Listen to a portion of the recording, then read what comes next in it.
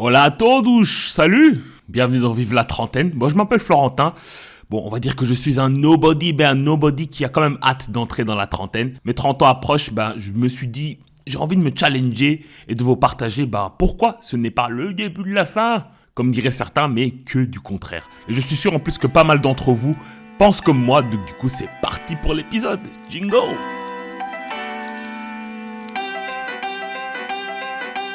Sur YouTube, il y a un jeune anglophone qui t'écrit des yeux là. Wake up! Wake up! If you wanna succeed, you don't have to sleep! Tu vois, j'aimerais être à l'âge où tu dis des trucs genre, tu sais, la vie, c'est pas facile. Ça veut dire que t'as tout merdé, mais comme t'as des cheveux blancs, tu peux faire passer ça pour de la sagesse, tu vois. Moi, je vais encore essayer, c'est fatigant.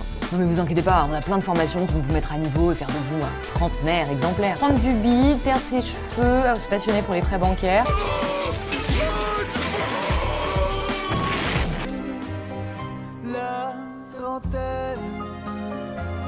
La trentaine, je crois que ça veut dire on a 30 ans.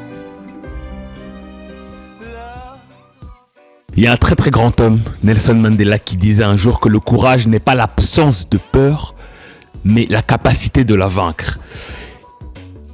Parce que le courage, c'est quelque chose qui est, je sais pas comment dire, juste fondamental. Parce que selon moi, il manque quand même un petit peu de courage dans notre société actuelle. Par exemple, les non-dits au boulot, ne pas oser un petit peu dire les choses essentielles mais qui fâchent un petit peu à nos entourages. Toutes ces petites actions du quotidien, on n'est pas obligé d'être des grands super-héros qui veulent changer la planète ou le monde, mais même ces petits actes au quotidien comme ça montrent que au niveau du courage, on est un petit peu sur le frein à main parce qu'on a un petit peu peur évidemment du jugement, on a peur d'être exposé, etc. Et c'est pour ça que j'ai une très très profonde admiration pour les gens qui prennent leur courage à deux mains et qui essaient d'un petit peu changer leur environnement, leur destin, etc.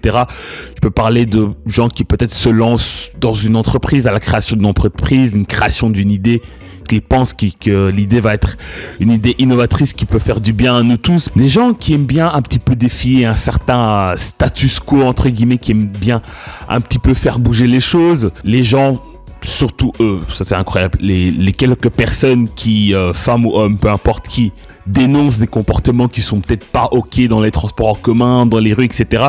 C'est surtout ça qui quand je pense au courage, je pense à ça parce que il m'est déjà arrivé quelques fois, par exemple, de voir des comportements qui m'avaient l'air vraiment pas corrects dans les transports en commun. Une personne qui crie un petit peu trop fort dans le métro, une femme qui a l'air de se faire interpeller, même si on peut pas être sûr à 100%, on a quand même notre instinct qui nous dit que il se passe quelque chose, mais on a toujours cette peur d'y aller, d'être peur parce que on est exposé à la face de tout le monde, cette peur parce qu'on pense qu'il peut y avoir des conséquences, peut-être un couteau qui sort ou une bagarre, on ne sait pas, et on se dit stay back, on reste à l'arrière, mais j'ai vraiment envie pour ma trentaine, il n'y a pas d'âge évidemment pour avoir plus de courage, mais pour ma trentaine, c'est vraiment embrace the courage, y aller un petit peu plus à l'instinct, surtout que la plupart du temps, notre instinct est bon, quoi. La plupart du temps, si notre instinct nous dit de faire cette chose-là,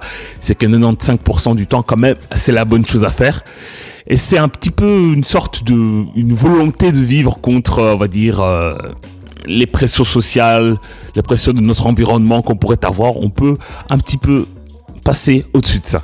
Comment être plus courageux? On n'a pas besoin de faire, comme j'ai dit, de grandes choses, mais c'est tout simplement, par exemple, faire de petites actions quotidiennes ou pas quotidiennes au niveau de décision, faire des actions qu'on sait qu'elles sont inconfortables, mais que vont changer notre vie. Par exemple, quelque chose que je trouvais pas mal inconfortable à l'époque, c'était de parler dans un micro et devant une caméra. Parler devant un micro, easy.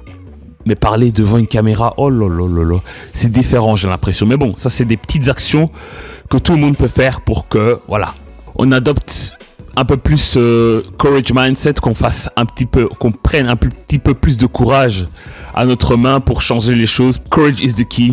Courage should be the norm. Il faut y aller au courage dans la vie.